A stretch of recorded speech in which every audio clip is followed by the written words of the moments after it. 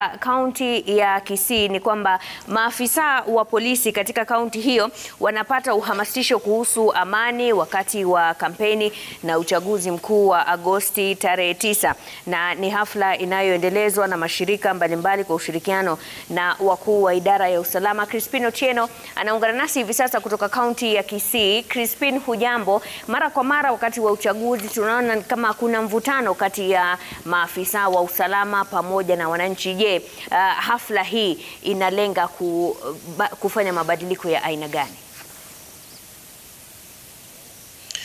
Na msijambo Mashirima, nipo katika taasisi ya mafunzo ya wakili umma mjini Kisii, ambapo hii leo zaidi ya maafisa 100 wa polisi wanahamasishwa kuhusiana na masuala yanayofungamana na usalama, hususan wakati huu ambapo taifa linaelekea katika uchaguzi mkuu. Na bila kupoteza wakati, ningependa kuhusisha tu kamanda wa kaunti ya Kisii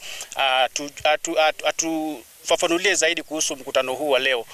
Ni maafisa wangapi ambao leo hii wanahamasishwa, alafu tuelezee mbona maafisa wa polisi? Kwanza ni kwa majina naitwa Francis Koli, ndio County Police Commander wa Kisii County. Sasa tuko njia moja ya kuweza kuhakikisha kuna maandalizi kabambe ya kuhakikishia Wakenya kwamba idara ya polisi inajitayarisha vilivyo kuweza kuhakikisha kuna amani wakati huu ambao tunajiandaa kwa kupiga kura. Na sasa hivi tunataka kuhamasisha askari ambao tuko naye zaidi ya 1000 kwa hii county, na tunaenda kwa vitengo. Juzi tumekuwa na askari zaidi ya 100, na leo tuko na viongozi ambao tumeanza, wale ambao wana majukumu ya kuweza kuhakikisha mambo ambaye tulijadili yametekelezwa vilivyo, na kuhakikisha kwamba zile utaratibu ambazo zimewekwa na serikali zimezingatiwa ili kusuia kusiwe na furugu na tuweze kupata malengo yetu ya amani ambayo tunatarajia, ili Wakenya waweze kuwa na haki yao ya kidemokrasia. Sisi tu ni idara tekelezi, na kwa hivyo sasa hapa ile kitu tunafanya ni kuleta wadau wote na wataalamu ili kuweza kuandaa maafisa hawa, kwa sababu kila wakati kuchao maafisa wetu na mambo na mawazo na nini. Kwa hivyo saa hizi tunaleta wadau wahusika na wataalamu ili kuweza ile tunasema kwa kimombo kuengage wa askari, ili kuwaandaa na zile maarifa zote ili wa Kenya iwe na ichukue hatua ya kuweka amani katika nchi yetu. Shukrani sana kamanda. Na Mashirima, tunaye afisa mkuu ama balozi speciali kutoka shirika la kimataifa, ambapo itabidi sasa hapa tumezungumza na lugha ya Kimayai. Welcome Dr. Ruben West to Citizen TV. Just briefly tell us, you are the keynote speaker in this particular meeting today. Yes. Why did you choose police officers in Kisii? Because police officers are the first line of civility. You know, everybody wants peace, but what they don't understand sometimes is that peace is a destination, but civility is the transportation to get to peace. And so the first line of civility is the police officers. Most of the people will not come in contact with the presidents. They may not come in contact with the parliament members, but you know what? Almost everyone in Kenya will come in contact with a police officer sometime or another. And so those police officers set the standard of what civility is supposed to look like. And so I'm excited to have the opportunity to talk to the police officers, because they're not only the first line of defense, they're the first line of civility.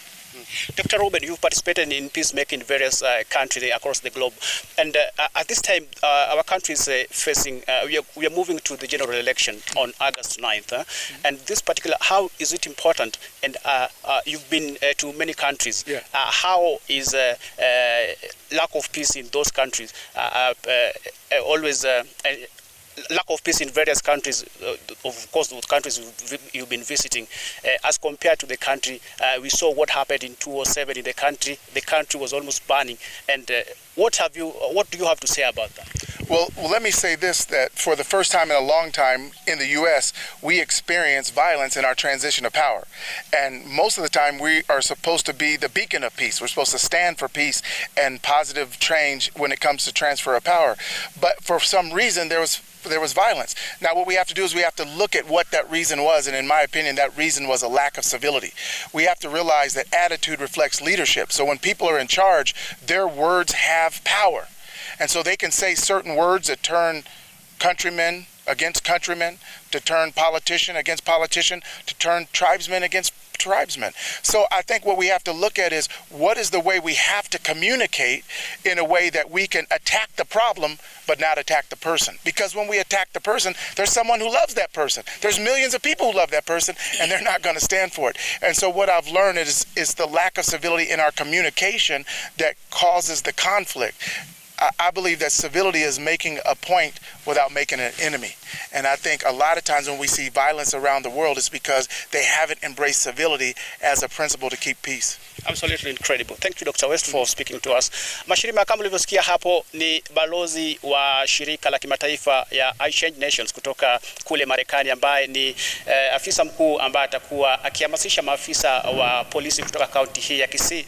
Lengo kuu ni kudumisha amani wakati na kabla ya uchaguzi mkuu wa mwaka 2022, ambapo ni takriban miezi michache tu kabla uchaguzi huo kuweza kuandaliwa humu nchini. Kutoka kaunti ya Kisii, Mashirima, ni hayo tu kwa sasa. Kwako.